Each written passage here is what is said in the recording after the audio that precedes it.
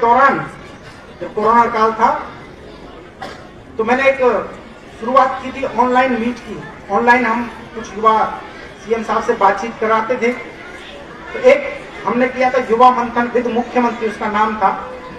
तो मुझे ध्यान है कि सिरसा का एक युवा साथी वो हमारे साथ जुड़ा और उसने जो सीएम साहब से एक प्रश्न किया, उसने कहा, सर मेरा गांव भरोका है, सिरसा के पास एक भरोका गांव है, उसमें 20-30 बच्चे एक चौपाल या किसी की बैठक कहते हैं उसमें पढ़ते थे।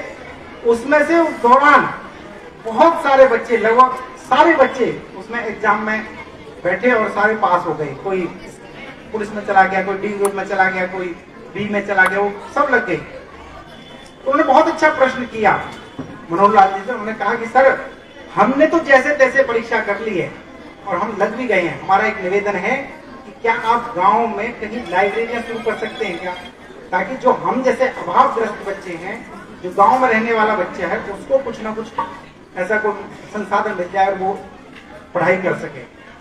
तो मुझे लगता है कि उसका छोटा सा रूप मुझे भी है, मुझे भी उसकी एक प्रशंसा आप दे सकते हैं कि उसी परिणाम हुआ कि मुख्यमंत्री श्री मनोहर लाल जी ने एक पॉलिसी निकाली और आज जिला परिषद के माध्यम से लगभग 1000 गांव में हम लाइब्रेरियों का निर्माण कर चुके हैं।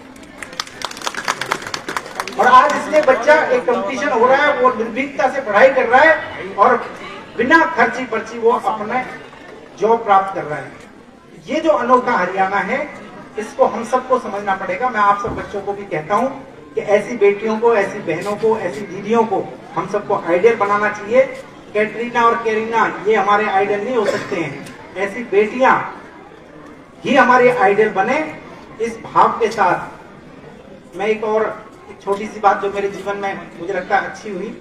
मेरी बेटी वनस्थली विद्यापीठ में है, 9th में है।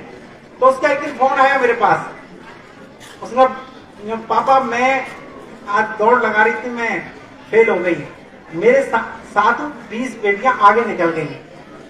तो मैंने उसको तपाक से जवाब दिया, बेटा पीछे मुड़ के देख कितनी पीछे रह गई है। तो कहा जी 500-700 थी। मैंने कहा तो 500-700 से आगे है, इसलिए चिंता करने की जरूरत है। यदि असफलता भी मिले तो वो भी सफलता का ही मुकाम है। उस भाव को लेकर हम सबको आगे बढ़ना चाहिए।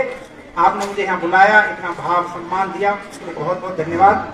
मैं स्कूल की संचालिका मेरी माताश्री बिमला जी और मेरे मित्र, मेरे बड़े भाई हितेश जिंदल जी, राजू सरपंच जी, मास्टर प्यारेलाल जी, विष्णु गौड़ जी, महेश गौड़ जी और मेरे मित्र मित्तल क्लासेस के संचालक मित्तल जी, राजू